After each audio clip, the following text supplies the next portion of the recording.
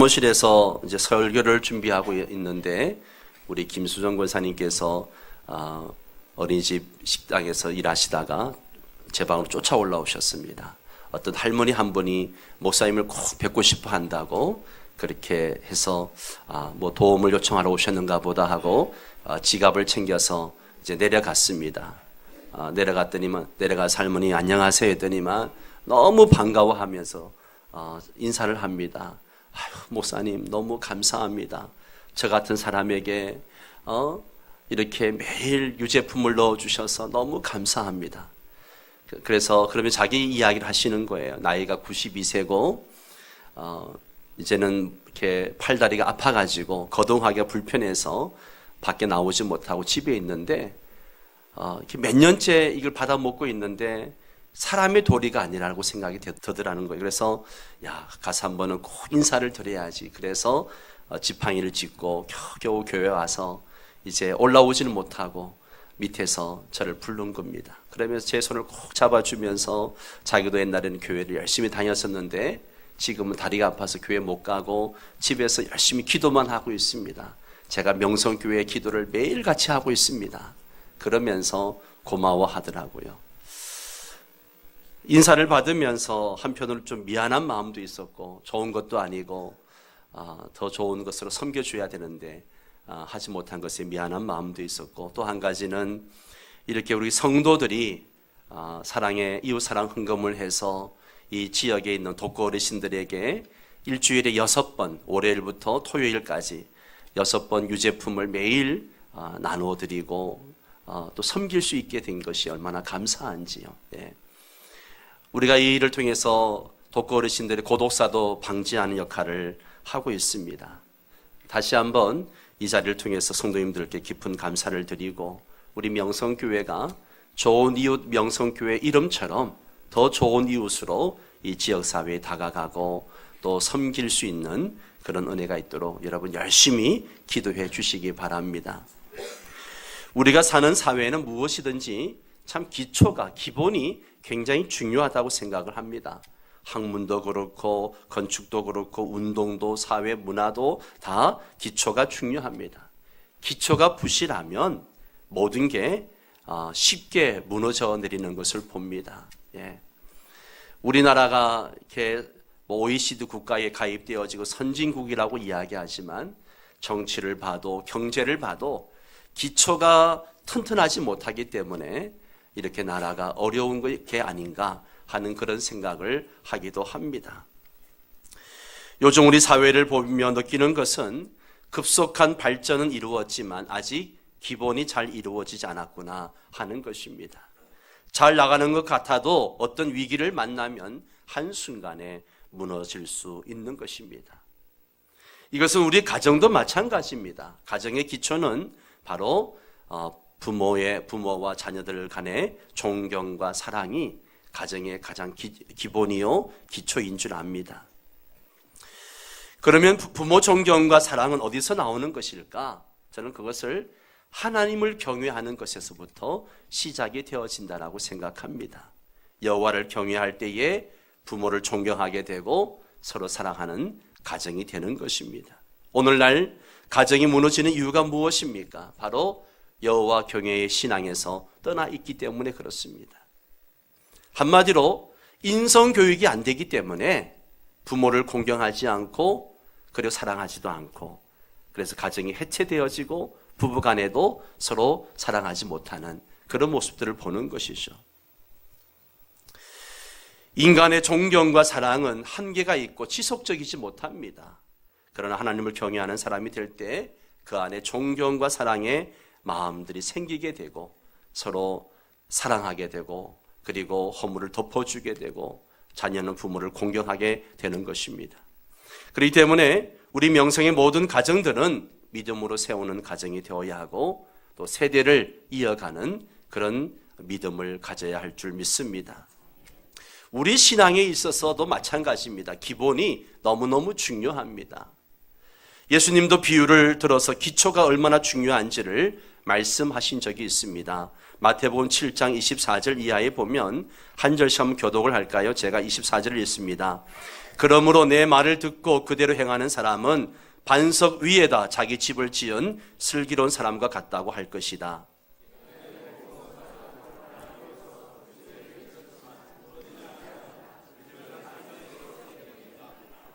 그러나 나의 이 말을 듣고서도 그대로 행하지 않는 사람은 모래 위에 자기 집을 지은 어리석은 사람과 같다고 할 것이다.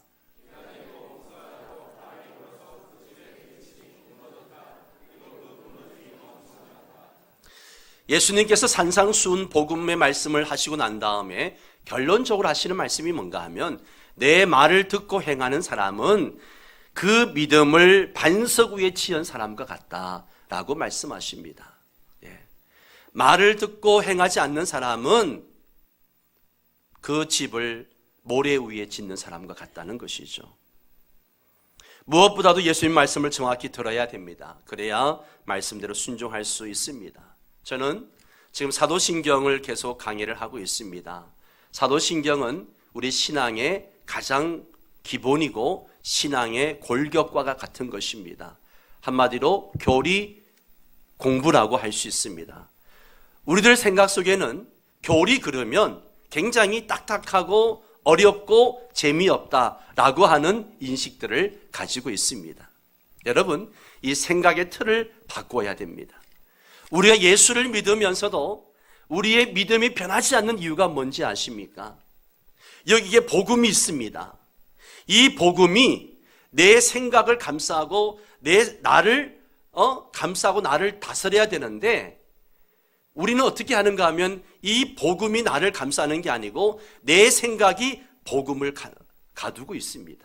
내 생각대로 말씀을 해석하고 내 생각대로 말씀을 필요할 때마다 그냥 꺼내 쓰려고 하는 그런 의지가 있어요. 이렇게 해서는 신앙이 변하지가 않습니다. 말씀이 나를 지배하게 해야 합니다. 생각의 틀이 얼마나 중요한지 몰라요. 교리라고 하면 어렵고 재미없고 딱딱하다라고 생각하는데 그런 생각을 버려야 됩니다. 교리를 이해하기 어렵다고 생각하면 안 된다는 거죠. 왜냐하면 이 교리는 신앙의 기초와 같고 우리의 뼈대와 같은 것이기 때문에 너무너무 중요합니다. 그래서 오늘도 이 사도신경을 통해서 우리의 믿음의 기초를 확실히 세우는 그런 시간 되시기 바랍니다. 사도신경 고백 중에 저리로서 죽은 자와 산 자를 심판하러 오시리라 이 고백이 있는데요. 여기에는 두 가지 의미가 있습니다. 하나는 다시 오신다는 의미가 있고요. 또 하나는 오시는 목적이 뭔가 하면 산 자와 죽은 자를 심판하시기 위해서 오신다라고 하는 두 가지 내용이 담겨져 있습니다. 오늘은 다시 오심, 즉 예수님의 재림에 대해서 함께 말씀을 좀 나누려고 합니다. 저는 오늘 설교 제목을 그날이 속히 왔으면 이라고 제목을 정했습니다. 왜 제가 이 제목을 정하게 되었는가 하면 말씀을 준비하기 위해서 묵상을 하다가 이 당시 성도들은 어떤 믿음으로 어떤 마음으로 신앙생활을 했을까 하는 생각을 하게 되어졌습니다. 우리가 신약 성경을 쭉 읽다 보면 특히 바울서 신서를 읽다 보면 얼마나 많은 교회들이 핍박과 고난을 당하고 있습니까?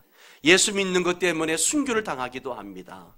그런 고난 가운데 있는 성도들의 믿음이 어떤 믿음이었을까? 그리고 어떤 마음으로 신앙생활을 했을까라고 했을 때 그들에게 한 가지 소망이 있었습니다. 그게 뭐예요? 주님이 다시 오시마라고 약속하셨던 대로 오시는 겁니다. 주의 재림을 기다리며 사는 거예요. 그날이 속히 왔으면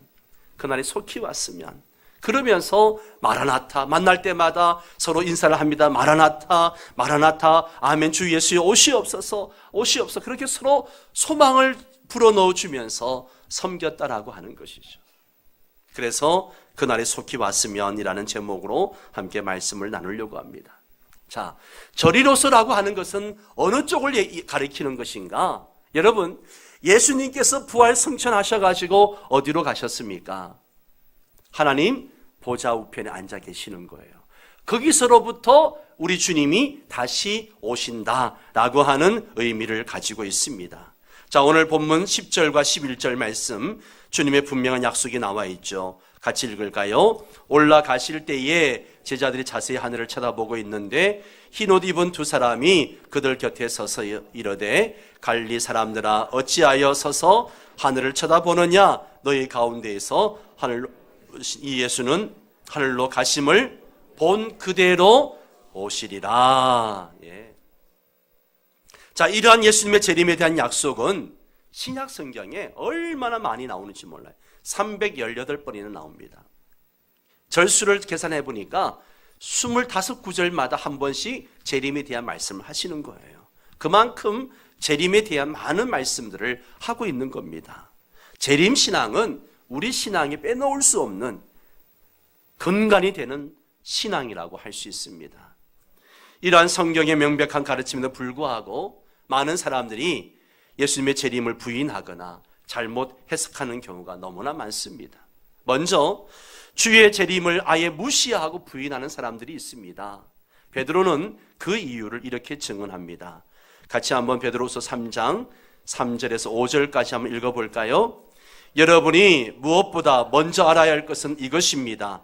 마지막 때에 조롱하는 자들이 나타나서 자기들의 욕망대로 살면서 여러분을 조롱하여 이렇게 말할 것입니다. 그리스도가 다시 오신다는 약속은 어디 갔느냐? 조상들이 잠든 이래로 만물은 창조 때부터 그러하였듯이 그냥 그대로다. 그들이 이렇게 말하는 것은 하나님의 말씀으로 하늘이 오랜 옛날부터 있었고 땅이 물에서 나와 물로 말미암아 형성되었다는 것과, 자, 거기까지만 읽겠는데요. 베드로는 주의 재림을 부인하는 사람들은 하나님의 천지 창조 자체를 부정하는 자들이다. 그렇게 지금 말하고 있는 것입니다. 재림을 믿지 못하는 것은 하나님의 천지 창조와 또 만유의 주권자이시고 전능자이신 하나님을 부인하는 것이다. 그렇게 말하고 있습니다.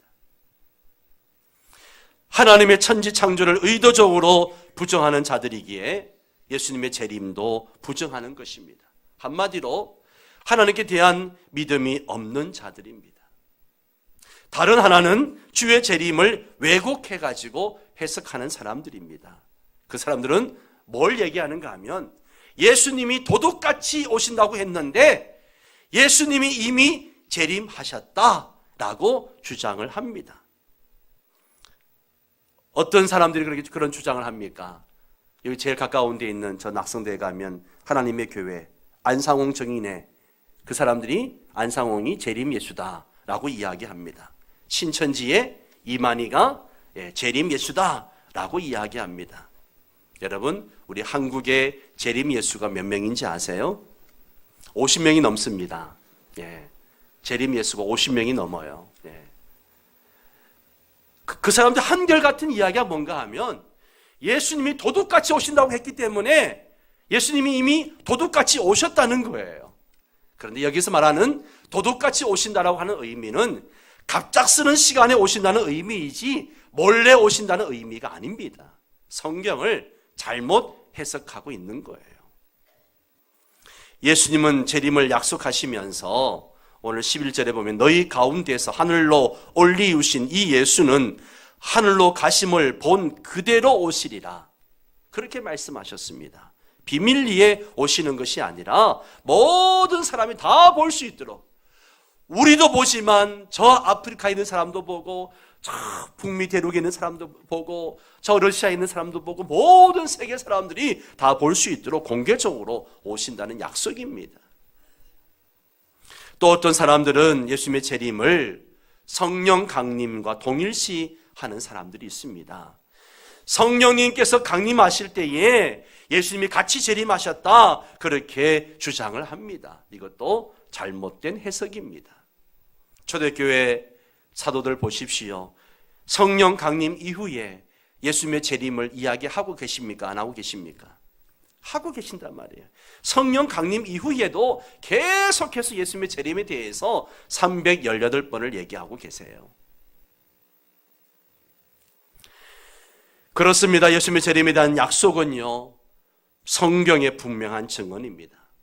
성령 충만한 베드로의 이야기를 들어보십시오. 사도행전 3장 19절에서 21절에 보면 그러므로 너희가 회개하고 돌이켜 너희 죄 없이함을 받으라. 이같이 하면 새롭게 되는 날이 주 앞에로부터 이를 것이요 또 주께서 너희를 위하여 예정하신 그리스도 곧 예수를 보내시리니 하나님이 영원 전부터 거룩한 선지자들의 입을 통하여 말씀하신 바 만물을 회복하실 때까지는 하늘이 마땅히 그를 받아두리라. 특히 사도 바울은 이루 헤아릴 수 없을 만큼 많이 예수님의 재림에 대해서 강조를 하고 있습니다. 데살로니가전서 1장 10절 말씀 같이 읽습니다.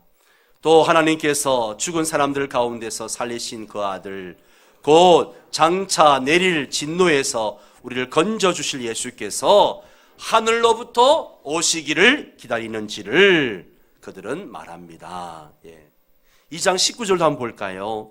우리 주 예수께서 오실 때에 그분 앞에서 우리의 희망이나 기쁨이나 자랑할 면류관이 무엇이겠습니까? 그것은 여러분이 아니겠습니까? 주님이 재림하시는 날 나의 기쁨과 나의 면류관이 무엇이냐? 바로 여러분들이 나의 면류관이고 나의 기쁨입니다. 그렇게 고백합니다. 또 3장 13절 말씀 같이 읽습니다. 그래서 주님께서 여러분의 마음을 굳세게 하셔서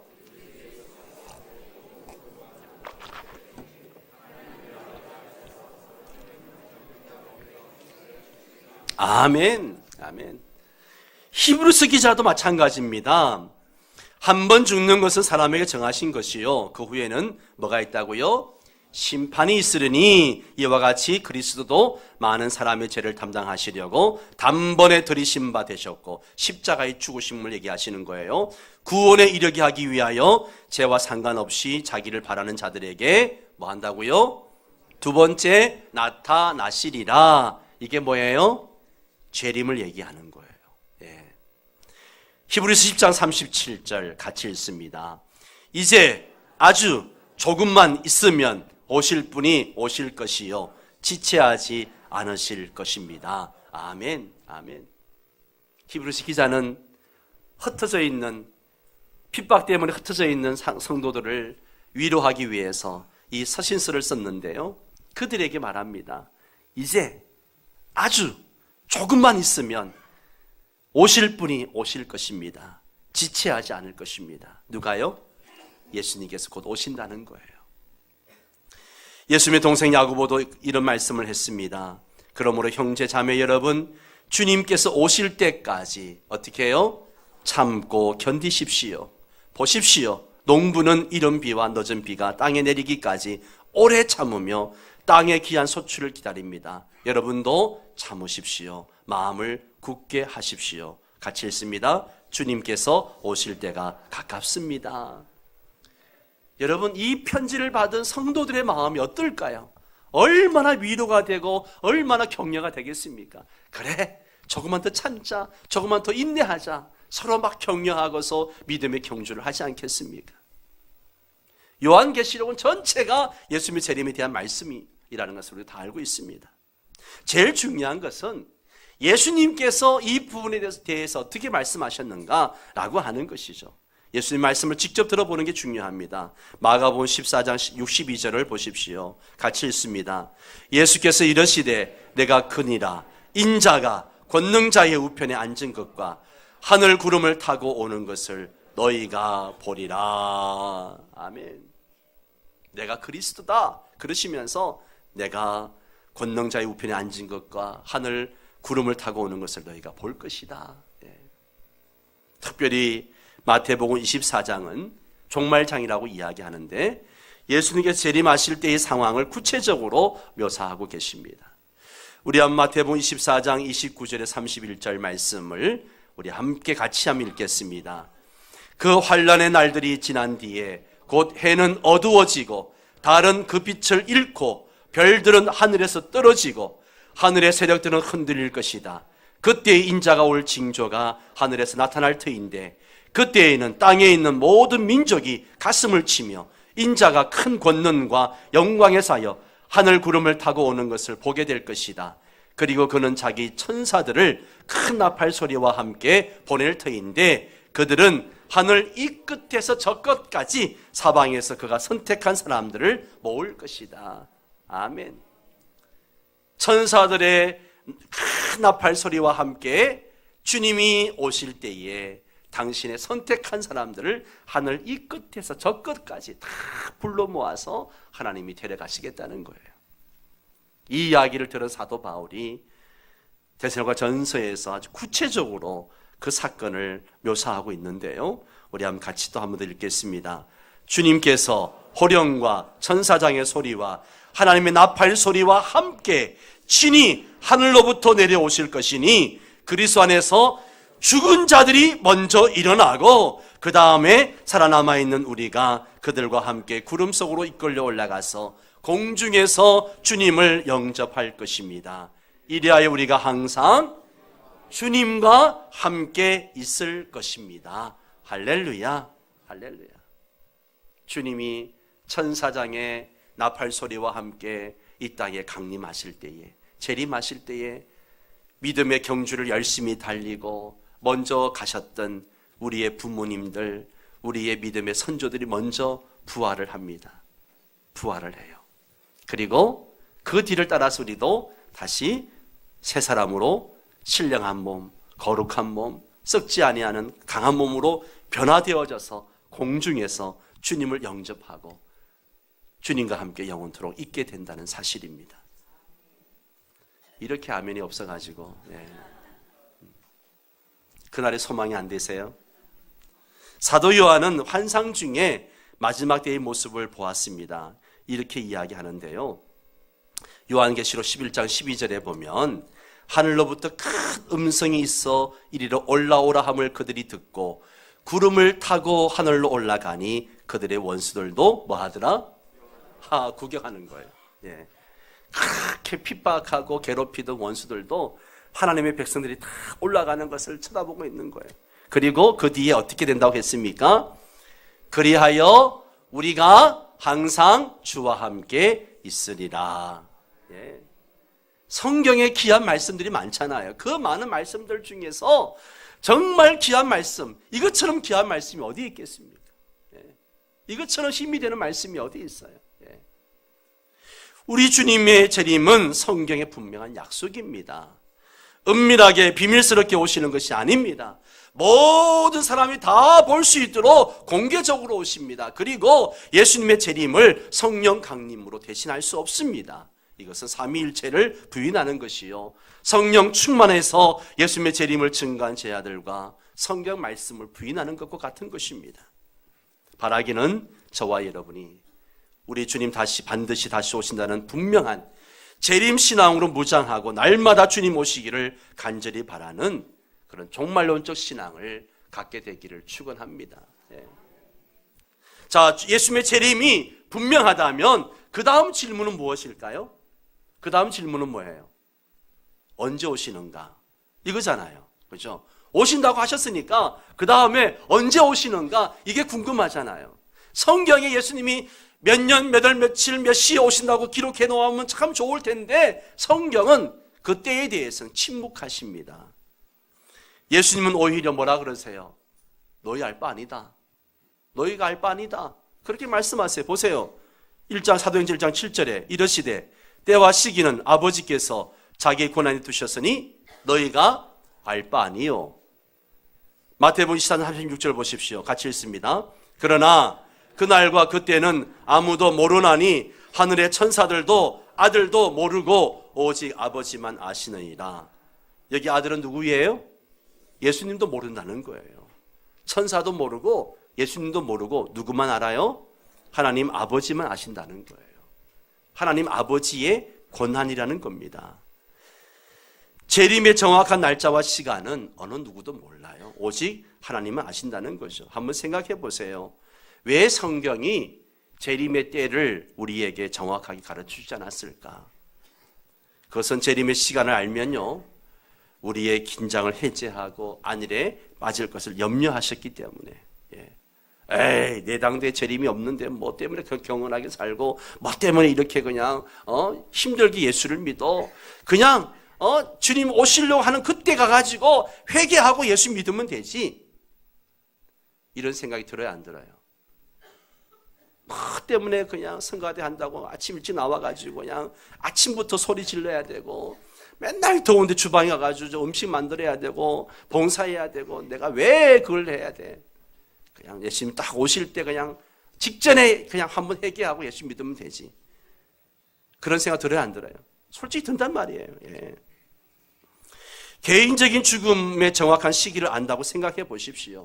죽기 직전에 예수 믿으면 될 텐데 일찍부터 믿을 이유가 있겠는가? 뭐하러 일평생 힘들게 신앙생활하고 갈등하고 직장 안에서도 그렇게 왕따 당하고 그럴 필요가 있겠는가?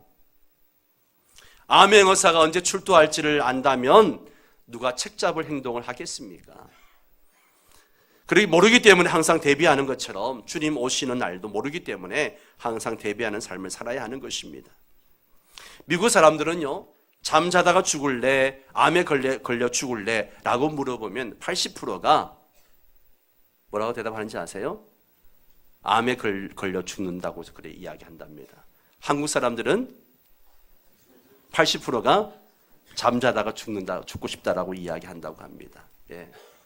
그러면 미국 사람들은 왜 암에 걸려서 죽는 걸 원하는가? 그것은 자기가 죽을 시간을 준비하기 위해서라는 것이죠. 어떻게 보면 지혜로운 대답이라고 할 수 있습니다. 그러나 더 중요한 것은요, 자다가 죽어도 한 점 부끄러움이 없을 정도로 항상 죽음에 대비하는 삶을 사는 거예요. 여러분, 열심히 살다가 정말 한 점 부끄러움 없이 살다가 주무시다가 죽으시기 바랍니다. 이 젊은 사람들은 아멘을 크게 하는데 저기 어르신들은 왜 아멘이 없으세요? 더 오래 잘 살고 싶으신 모양이지. 예? 나는 우리 어르신들이 더 아멘 할 줄 알았는데 젊은 사람이 더 아멘 더 크게 하는구만 지금. 예. 이 땅에 사시다가 한 점 부끄러움 없이 사시다가 주님 부르실 때 주무시듯이 가시기 바랍니다. 예. 그게 소원이잖아요, 여러분. 예. 다만 재림의 분명한 날짜는요, 비밀에 붙이셨으나 그 재림의 징조는 성경에 여러 군데 말씀하고 계세요.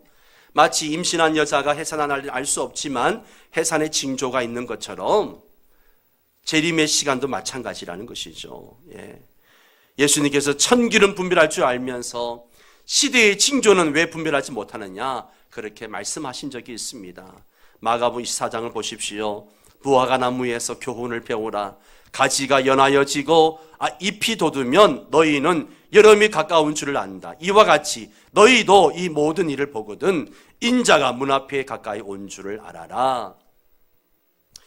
어떤 사람은 성경을 조사해 본 결과 성경에 예수님의 재림에 대한 징조가 29가지나 있다라고 이야기를 합니다. 그걸 다 얘기할 수는 없고요. 24장에 근거해가지고 몇 가지만 좀 말씀을 드리려고 합니다. 자, 첫째는 거짓 선지자들의 출현입니다. 말세가 되면, 재림 때가 가까워지게 되면 거짓 선지자들이 많이 나온다는 거예요. 24장 4절 5절 말씀을 보십시오. 같이 읽습니다. 예수님께서 그들에게 말씀하셨다. 누구에게도 속지 않도록 조심하여라.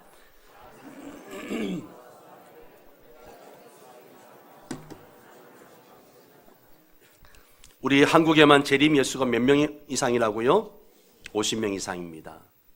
마지막 때에는요, 내가 그리스도다, 내가 예수다, 내가 성령이다 주장하면서 많은 사람을 유혹하는 사람이 나타나고 되고 그런 사람들을 따르게 된다라고 성경은 말하고 있습니다. 거짓 선지자들은 영안을 흐리게 합니다. 징조를 깨닫지 못하게 합니다. 그래서 그들은 부패의 한 현실에 안주하게 하는 거죠. 사람들이 평안하다 안전하다 하고 말할 때에 아기를 뵌 여인에게 해산의 진통이 오는 것과 같이 갑자기 멸망이 그들에게 닥칠 것이니 그것을 피하지 못할 것입니다. 거짓 선지자에 대한 하나님의 경고의 말씀이에요. 거짓 선지자들의 평안하다 안전하다 괜찮다 하는 현실 안주의 말에 쏙지 말고 깨어 준비하는 삶을 살아야 한다는 것이죠. 우리 한국에도 문선명 집단이나 박태선 집단, 그 밖에 사이비 기독교 지도자가 얼마나 많고 얼마나 많은 사람이 따르고 있습니까? 요즘에는 하나님의 교회 장길자가 하나님이라 그러고 신천지 이만희가 예수라 그러고 새로운 이단들이 활개를 치고 있습니다. 둘째는 난리와 각종 재난의 소식을 듣게 될 것입니다. 6절에 8절 말씀 한번 봅니다. 같이 읽습니다. 난리와 난리 소문을 듣겠으나 너희는 삼가 두려워하지 말라. 이런 일이 있어야 할 때 아직 끝은 아니니라. 민족이 민족을, 나라가 나라를 대적하여 일어나겠고 곳곳에 기근과 지전이 있으리니 이 모든 것은 재난의 시작이니라. 아멘. 예수님께서 이 말씀을 하신 후에 2000여 년의 시간이 지났는데요, 그 2000여 년 시간 속에서 전쟁이 없었던 시간은 한 300년밖에 되지 않는다고 이야기합니다. 말세가 갈수록 더욱 민족 간의, 나라 간의, 종교 간의 분쟁과 다툼이 끊이질 않게 됩니다. 무기도 최첨단화 되어져 가지고 더 많은 사람들이 죽고요. 요즘 이슬람 극단주의 세력인 IS의 잔인성을 보면 주님의 재림의 때가 더 가까이 왔다는 생각이 듭니다. 2주 전에 부활 주일날 스리랑카에서 일어난 일을 보십시오. 우리 청년 강가임 청년이 가 있는 스리랑카에서 부활절날 예배드리는 교회와 호텔에 폭탄을 터뜨려 가지고 300명 가까이가 죽고 500명 가까이가 중상을 입었습니다.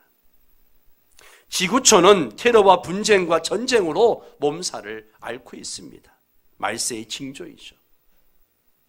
세 번째로 믿는 성도들이 핍박을 받을 것이고 사람들이 서로 미워하고 불법이 성하고 사랑이 식어진다라고 말하고 있습니다.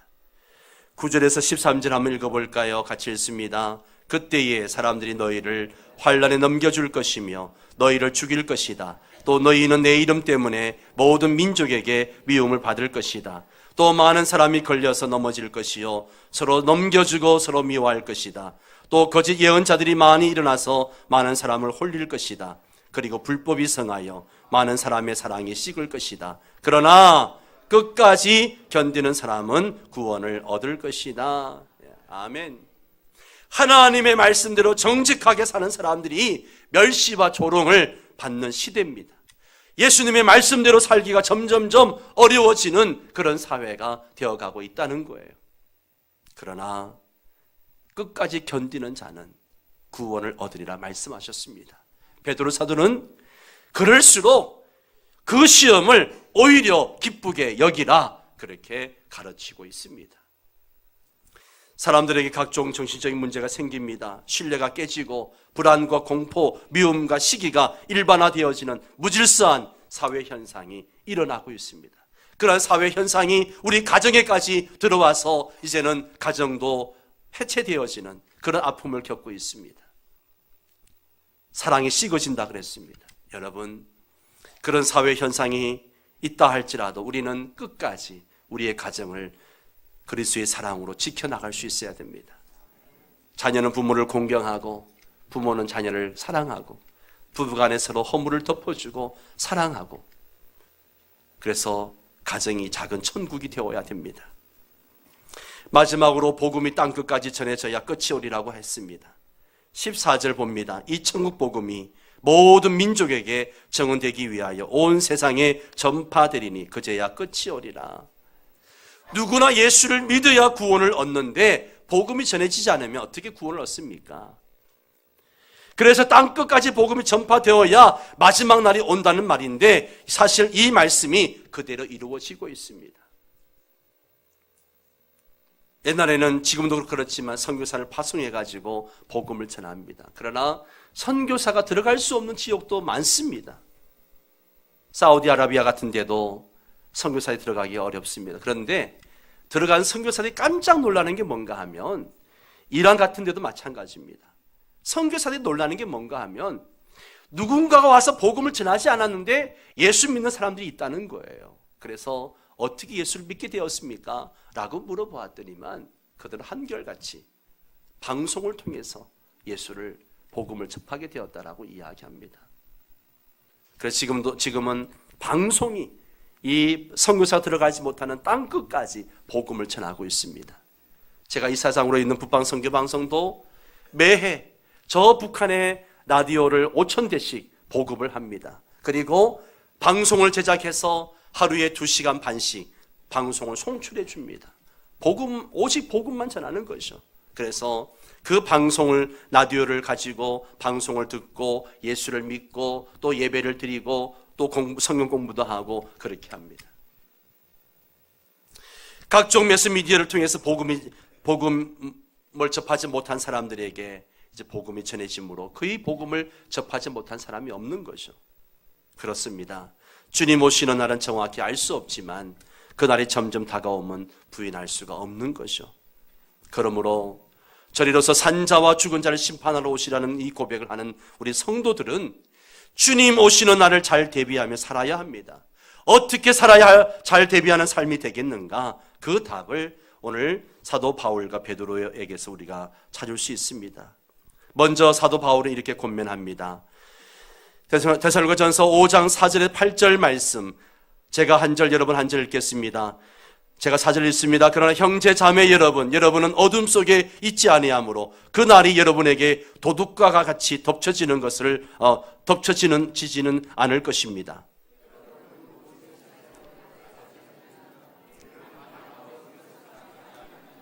그러므로 우리는 다른 사람들처럼 잠자지 말고 깨어 있으며 정신을 차립시다. 같이 읽습니다. 그러나 우리는 낮에 속한 사람이므로 정신을 차리고 믿음과 사랑을 가슴막이 갑옷으로 입고 구원의 소망을 투구로 씁시다. 아멘. 우린 빛의 자녀, 낮의 자녀로 살아야 한다는 거예요. 예. 어둠의 일을 행하지 말고 이제는 낮의 자녀로, 빛의 자녀로 살면서 주의 재림을 기다려야 된답니다. 구체적인 내용이 8절에 나오는데요. 그러나 우리는 낮에 속한 사람이므로 정신을 차리고 믿음과 사랑의 가슴막이 갑옷으로 입고 구원의 소망을 투구로 씁시다. 믿음과 소망의 갑옷을 입고 구원의 투구를 쓰고 영적인 전쟁에서 승리하는 삶을 살아야 한다는 것이죠. 베드로 사도의 말씀도 보십시오. 제가 또 한 절씩 교독을 합니다. 만물의 마지막이 가까이 왔습니다. 그러므로 정신을 차리고 삼가 조심하여 기도하십시오.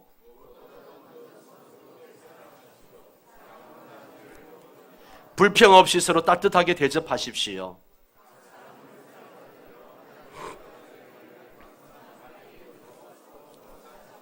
같이 읽습니다. 말을 하는 사람은 하나님의 말씀을 전하는 사람답게 하고 봉사하는 사람은 하나님께서 주시는 힘으로 봉사하는 사람답게 하십시오.